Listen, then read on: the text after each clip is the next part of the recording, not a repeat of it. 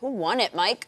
I'm going to go with the New England Patriots, and I know they just won a Super Bowl, and they're always there, but how do we allow them to get N'Keal Harry? How do we allow them to get this guy? I mean, a big athletic receiver goes and get the 50-50 balls, and then you allow them to also get the running back from Alabama and Damian Harris. A one-cut runner, downhill runner. They can transform this offense into a straight power offense like they did last year. When they do that, you better watch out. And who won this draft?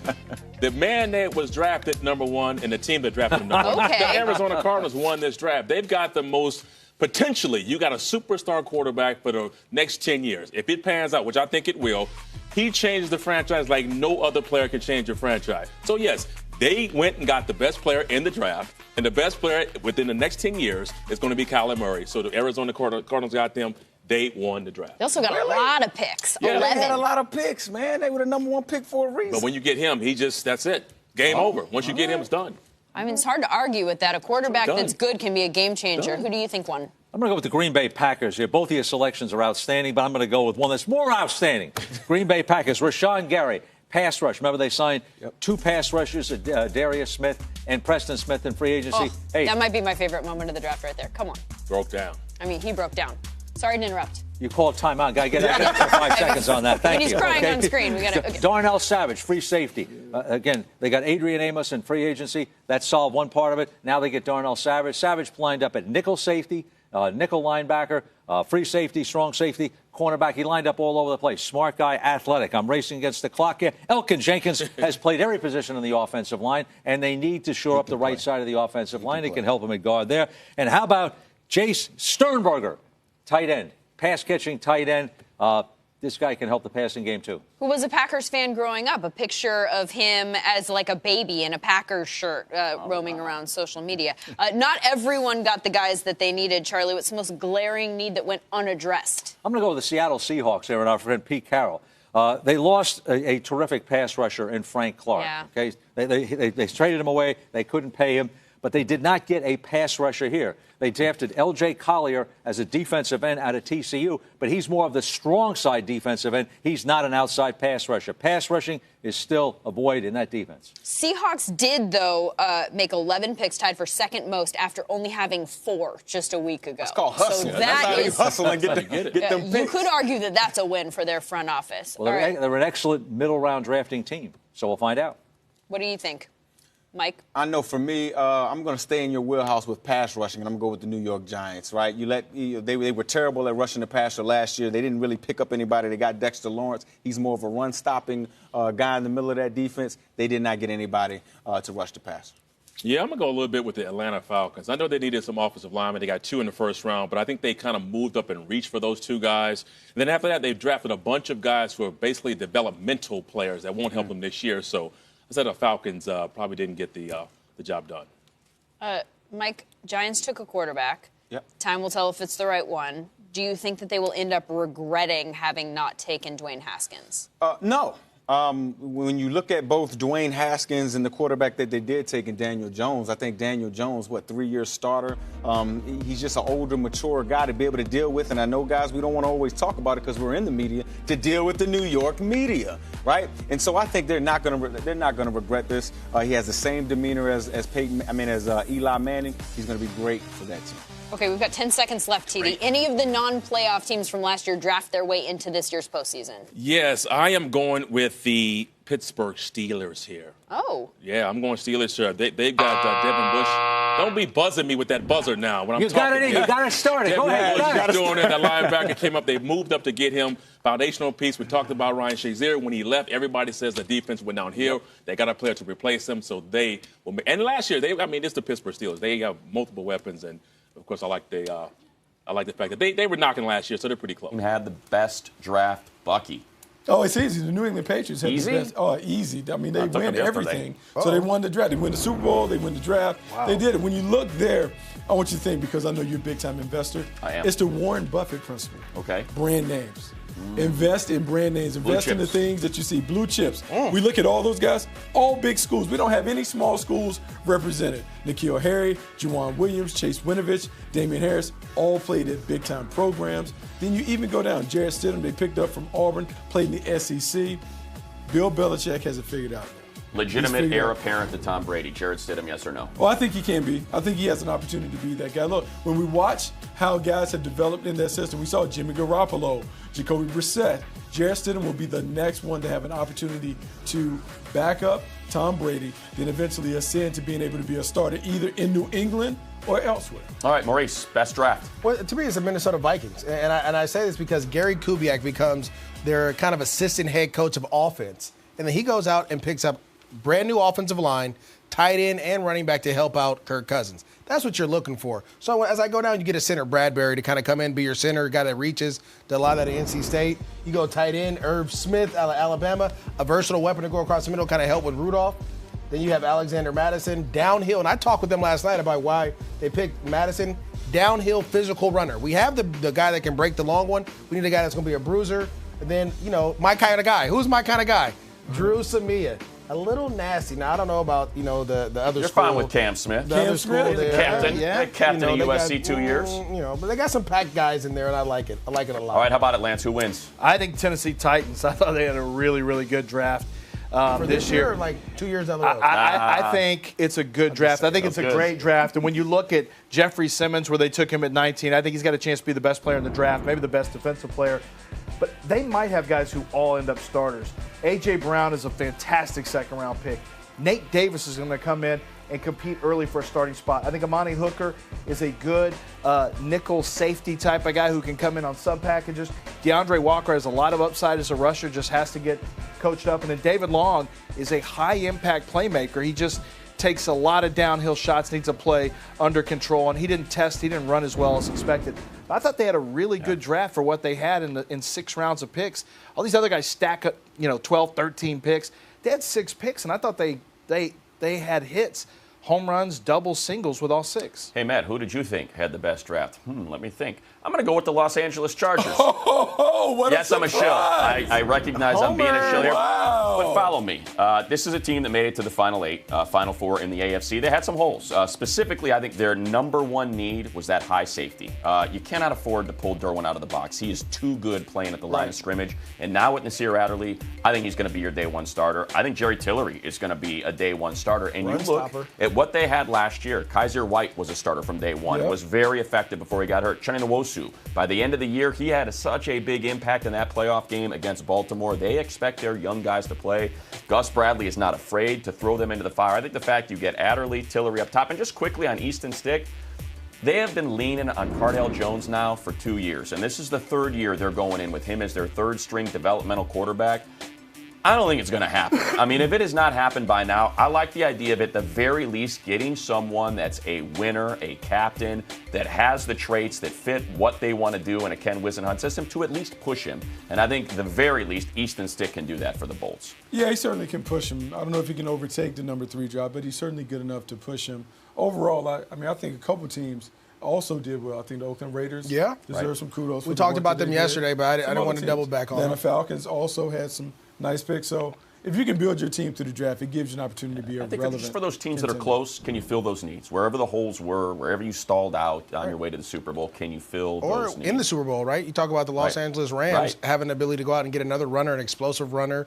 You add some offensive line help there. Fix the offensive line with your departures. Yeah, you have some safety help. I mean, they did a really good job. Well, let's go from whole team to individuals. It is time for phenomenal players presented by Fios. All right, Bucky, your favorite pick of day 2. Bryce Love. Day 3. Oh. Bryce Love, Stanford running back going to the Washington Redskins. Great pick, great fit. Look, he was a Heisman Trophy finalist a season ago, ran for 1,700 yards, did magical things in that offense. This year didn't have quite the year that he expected. Some of that was due to him with the injury. Some of that was due to the offensive line. But we're seeing right there the highlights. The guy can take it the distance, but is also physical enough to go inside and run the power play. People will find him attractive. The Redskins will find him attractive because I think he can be more than just a 3rd down back in the league. Well, even, they got a bunch of guys coming off of ACLs, so you add him there. It may not be necessarily right now, but down the road, you're going to have Geis and Love. Keep it going, Maurice. Oh, well, for me, it's Mack Wilson. And to me, we were always talking about where this guy was going to go. You get a day 1 starter in the 5th round for the Cleveland Browns. I think he comes in right away, and he is going to start. And a guy who has the most interceptions in that program at the linebacker position, You talk about a guy that flies around, plays with speed. Now, he has some things that he has to work on, some, social media stuff. He has to learn to just really focus on ball. But you know what? Guess what? You're in Cleveland, bro. But he didn't slide because of social media. Why did he slide? This is someone halfway through the college football season. He got hurt. Yeah, he didn't work out well. Just bad game against Clemson. Just everything. Like, it was a perfect storm, a bad storm for him. Just a lot of things. But guess what? I'm Cleveland, and we got a guy in the fifth round. That's what I'm saying. That's going to end up starting for us and playing a long time. He's going to start. I mean, he's going to be a future starter. But sometimes the process heats you up, or the process cools you down, and he got cooled down in the process. Give me a phenomenal player here. I think Chauncey Gardner-Johnson, being able to get him in the 4th round by the New Orleans Saints, I got to tell you, I really liked watching his tape this year. He had some issues with tackling last year. It got a lot better this year. They played him on the slot. The year before, they played him up top as a single high safety. He's an athlete. He's got very good size. He's got cover skills. I'm not sure. I know there was just some teams who are up and down on him for whatever reason, but I thought I saw a guy who looks like an NFL caliber player who is very diverse scheme-wise, and I think it really fits in that division specifically, where the Falcons are going to be one of your top competition. But not just that, the way the game is changing, you need these hybrid guys who can play dual safety spots, who can play over the slot. I mean, that's where the league is going. My guy is kind of twofold. As a college football fan, you like to see really great college football players that care about the sport, that care about their team, get rewarded for great careers. And that's what happened with Trace McSorley. Out of Penn State, a lot of people thought maybe this is just another great college football player that's not going to be ready to take that next step. But he gets drafted to a place that's perfect for him. The system that they're running back, and even if you're just a quarterback in the room, obviously, you're not going to be taking a job away from Lamar Jackson, but you're someone in that room that can help out. And God forbid, if you are pressed into action, if there are injuries, it's a system you are going to be comfortable running. On both sides of the ball, too, because Harbaugh said in his interview, he was like, look, we know he can play defense as well. Exactly. Well, remember, they asked him to work out at safety. So he said no. He said no. But not, you don't get that. But now you're in the room. But and this speaks to a longer discussion, but I really believe the Baltimore Ravens are all in on this system that they're using on offense with Trace McSorley and RG3. Now you have 3 quarterbacks that can run read option, zone option type stuff. So that offense that we kind of snickered at last year, we're going to get a chance to see if it works and if it can work for 16 games. Well, by the way, think about, Lamar's a little bit slight. I'm not saying that Trace is, a giant swole head, but you get close in the end zone, you think about Taysom Hill, and here's a dude that you're comfortable running that same system, and you don't mind him taking a couple licks. He referenced Jim Harbaugh in the interview with Daniel Jeremiah and the guys on the set. He referenced having 3 guys who were all athletes. RG3 was also a wide receiver. Yep. Right? He also had wide receiver background, Trace McSorley, we know. And he even mentioned, hey, who knows, we can put 2 of these guys, 3 of these guys on the field at the same time. Now you've got some gimmick stuff that you can do that's hard to prepare for from game to game. Themselves the most, Mike? I love what the Buffalo Bills did. I mean, especially with their first few picks. Ed Oliver, big defensive tackle, a guy that has the ability to be able to push that pocket with Tom Brady. I love the running back pick, Devin Singletary out of Florida Atlantic. This guy's very versatile, can carry the ball out of the backfield, can catch the ball out of the backfield. He only has one gear. His motor's always going. I think he needs to work on that tempo. But it seems like Sean McDermott and this staff, they focus on the line of scrimmage, whether it be the draft or whether it be free agency. I love what this team is doing and what they picked up in the draft. And I was just told that they just signed the quarterback out of Buffalo, Tyree Jackson. Boom. So there's one more name headed to Buffalo. All right, who do you think, TD? Who helped themselves the most to improve? I mean, there's a lot of teams that improve, but for me, I'm looking at the Buccaneers here. And the reason I say Tampa Bay is because they had a need at linebacker. You had Quan Alexander, who's not there. He's in San Francisco. And they get, to me, the best player in the draft. Not only best player in terms of, need, but they had, they needed him, and he was the best player available. So, and that is Devin White. He is a guy he's an ex-running back, so he's got speed. He's still growing into the game. You put him in that Todd Bowles defense. The defense last year was horrible for the Tampa Bay Buccaneers. They also went and got a corner that really helped their issues in that secondary. So to me, this team was all about trying to improve their defense. And as you can see on the board, they went nothing but defensive players, improved that defense. And that division, to me, I think the Tampa Bay Buccaneers helped themselves a lot. That dude can run and hit, I'll tell you that much. Oakland Raiders. You liked what they did. Well, It was kind of a low basement there we started in, okay? We got halfway up to the first floor, but we're getting better now. I don't even know what that means. I don't know what it means either. Okay. But anyway, that's like having a high ceiling with a low floor. I don't know. Clelin Ferrell. You got a guy who's a pass rusher. Is he overdrafted? He'll start, and he should be a productive player for him. So let's start there. That's number one. Josh Jacobs at running back. Gruden needed a running back. This guy's going to move the chains. I thought he had more juice than the other backs in this draft as far as being a physical inside guy with some burst after that.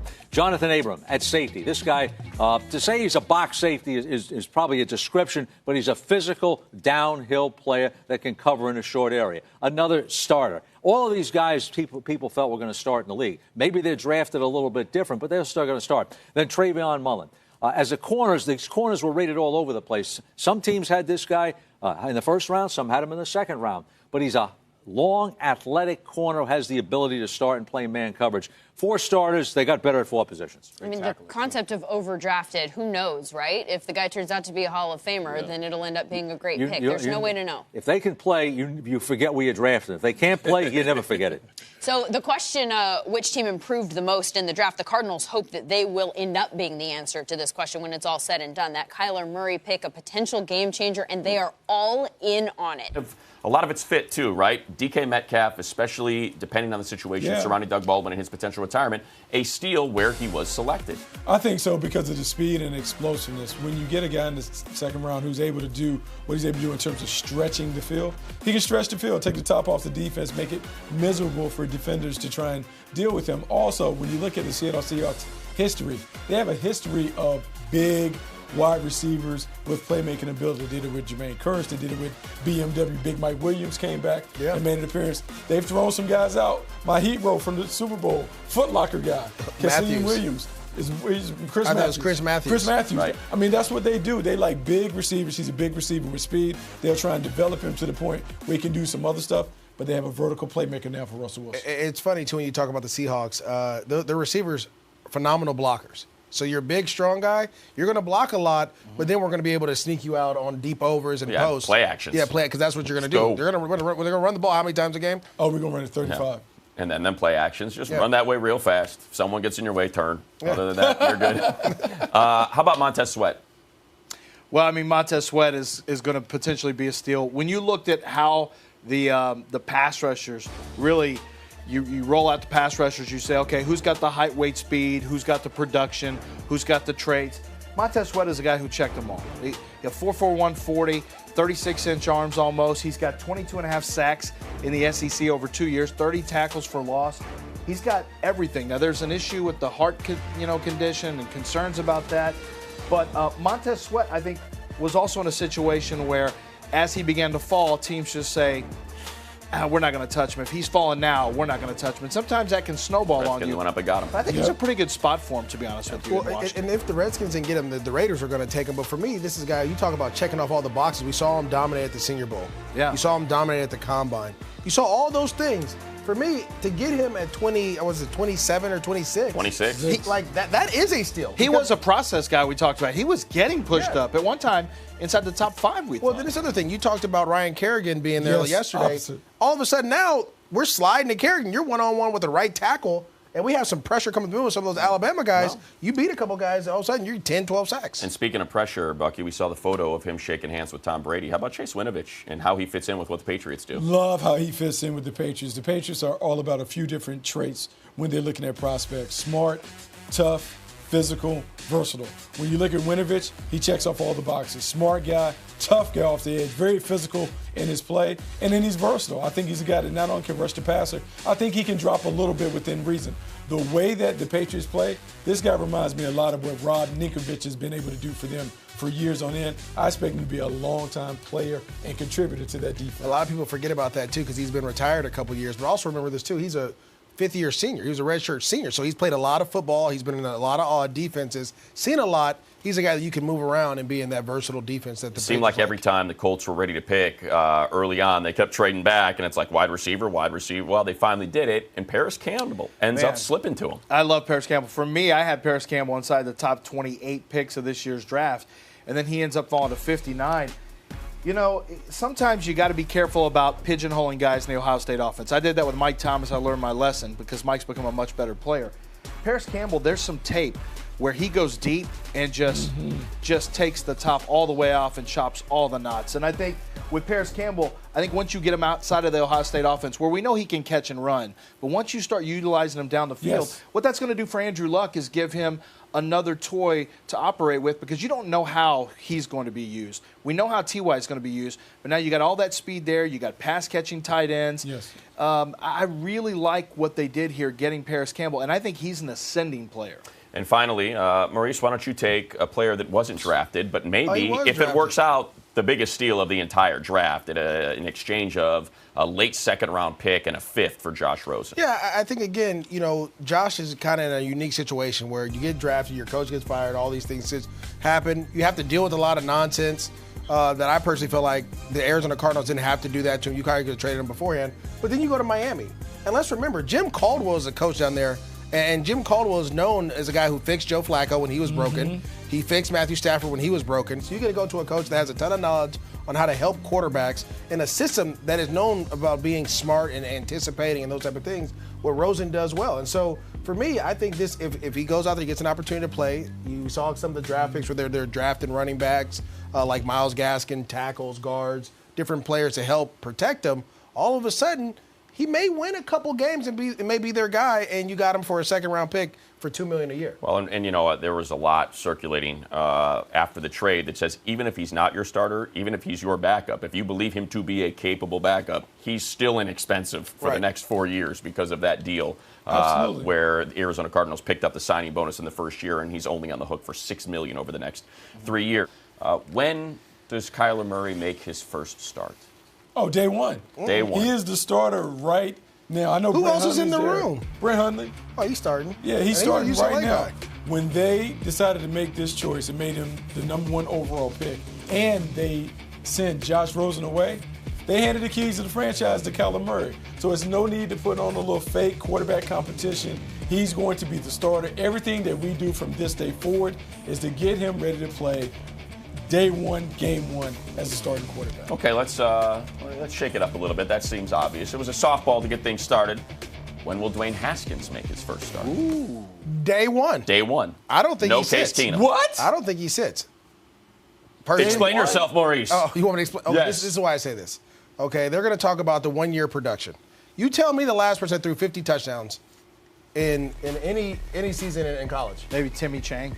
Maybe. My flag football team out there. Oh, okay, From, cool. right? So then I'm going to take you this. So weren't the Redskins Danny last White, year at the top of the NFC East? Maybe. Right before all the injuries hit? Yeah, they were. Now all of a sudden we have our guy. I'm not going to mess around with Case Keenum. See, he can't take me all the way there. I know where he could get me. I don't need that. I just That need him to defense is compete. pretty good, though. That defense is pretty good. I need him to compete with Case Keenum, compete with Colt McCoy. But I know what those two guys can do for me. This young man can take me to the next level. He's going to be the day one starter for me personally. But Wow. see, You said Colt McCoy? Colt Brennan, I believe, threw 50 touchdowns. Cole Brennan had a touch. I would Just not jogged rush. my memory. To me, I mean, this is the long play. When you draft a quarterback, you're in it for the long haul. Exactly. And you can't just rush a guy out there Why who's not? played 1 year because he's got guys who are veterans who can help bring him along. no, I have to win now. This is What? This is microwave. This isn't the oven. No. Bob, who gives you the best chance to win starting day one? Is it Case Keenum to see whether or not he can manage this team, lean on a defense? We know what Case Keenum Okay. is. Now, the thing is, I wrote down in my notes that 2020 would be ideal. However, we've seen this before. We know what Case Keenum is. We saw it last year when he didn't have everything around him, and we took away all the magic rabbit's feet and the shamrocks and all the that other horseshoes, stuff. all that came out. Yeah. He's not going to play like he played in Minnesota. Maybe he'll get a 3-game run, maybe. But Dwayne Haskins is going to start. I think the interesting They're thing, too, preparing though, him right now to be the day one starter. the thing that sticks out to me with the Redskins is, a lot of times quarterbacks are drafted by teams that are not good, that have a ton of needs. The Redskins were just decimated by injuries. If that O-line is healthy, it's a good O-line. If that D-line is healthy, it's a good D-line, and you don't have to ask him to do too much. You're not putting him in too much of harm's way. You have 3 running backs. We just talked about Bryce Love earlier. You have Adrian Peterson. You have Geist there. Never We played. haven't even thought about Chris Thompson. Yeah, Right. Yeah. Chris Thompson. You got all these dudes. There's no reason. We always talk about teams build around, then you put your guy in their Dak Prescott model, right? You build for Tony Romo. Why do you drop need to Dak in play there. him now? Why do you need to play? I have to He's win played now. 1 year of ball. I have to win now. Why? Or if you're Jay my job Gruden, is on the line. Right, you got to save your job. Yeah, you if gotta you save say your job. I'm Jay Gruden, I'm an You're talking offensive about Jay guy, Gruden, I'm going yeah. to develop Dwayne. Look how much better he is in week 2 from week 1, week 5 from week 3. He'll get on the that's how field. you save your Yeah, job. he's going to get on the field at some point as a starter. I don't think you have to rush him out there. All right, let's get to this one. All right. Lance, you start us off. Who starts first? Daniel Jones, obviously in New York, drafted number 6 overall. Drew Lock behind Joe Flacco in Denver, or let's go Finley in Cincinnati. Ryan Finley behind Andy Dalton. That's a really good one because I'm not sure any of those guys start this year. You're either going to have to have bad play or injury because I can't see any of them upsetting the You don't think incumbents. Cincinnati or New York get off to a bad start? I think New York is the one. I think the odds are New York. Joe Flacco is pretty durable. So I would, other than this last season briefly, but I would say, All right, if you're not going to commit, someone else make a pick. I'm going to say Daniel Jones. Listen, we took him at number 6. The pressure from the media. Listen, you're right. I heard that. But all of a sudden, Eli's not doing his radio show. There's a lot of stuff going on. And when you draft someone at number 6, Bucky, we all know this. We all know this. All of a sudden, the media starts chirping. The fans are like, look, Eli's not playing well.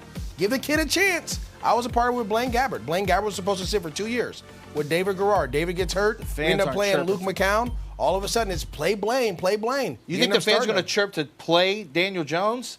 Have you seen all the probably want to videos on see there? it. I mean, I would imagine at some point. If Eli plays as bad as he did last year, they're going to be chirping. Let's see what we got. No question. Quarterback class of 2019 with some pretty big shoes to fill. The quarterback class of 2018 having produced 5 different year 1 starters. How many of those do you think we'll see this season, Mike?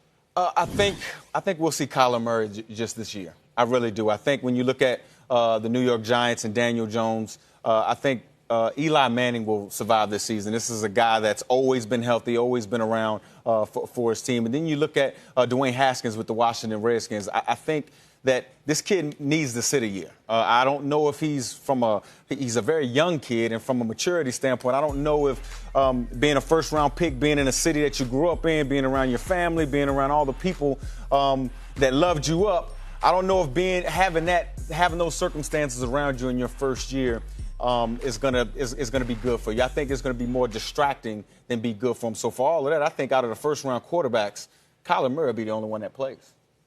Yeah, I'm going to go the other way. I think they'll all play. Kyler Murray, I think, will start on opening day. That's right. 3. Start. All 3 of them. 3 first-rounders, Really? okay. That's right. Because here's the thing. The Giants, I don't see them winning. The Redskins, I don't see them winning. If neither team is winning and you get late in the season, you're going to get a push. Hey, why don't we get on with the future? Let's get on with the future. Now, we've already seen this with Eli, and it kind of blew up. I don't think it's going to blow up now. This time around, if the Giants are losing, the fans are going to say, not that you're going to listen to the fans, let's get the young guy in there. Let's take a look at him. Even with Gettleman saying that possibly Eli could play 3 more years, or you think that was just GM talk? Let's talk about Mr. Gettleman. You have to understand, we went to college together. We were in the same dorm together, so we know each other. But I have to admit, Kim Jones did a nice job of holding up a placard of all Dave's quotes that have not come true. So, I mean, he's had a few of them now, right? Yeah. So, again, I think it's a fluid situation. But, again, I think if both teams are losing late in the year, I think you could see these other guys in there. All right, so Haskins probably first. And Daniel Jones eventually, maybe, but Kyler Murray, the lone guy out of the gate. It sounds like you both agree about that. These running backs that got drafted over the past couple of days, which one of them are in the best spot? Justice Hill, running back from Oklahoma State, in the best spot. He's going to the Baltimore Ravens. He'll be in the backfield with another man, Mark Ingram. Now, remember, Mark Ingram in the backfield with who? Oh, Alvin Kamara. Yeah. So now he can act as Kamara in the backfield. You got Lamar Jackson as your quarterback. They got Hollywood Brown as the deep receiver. That offense is going to be wide open. He'll have plenty of opportunity.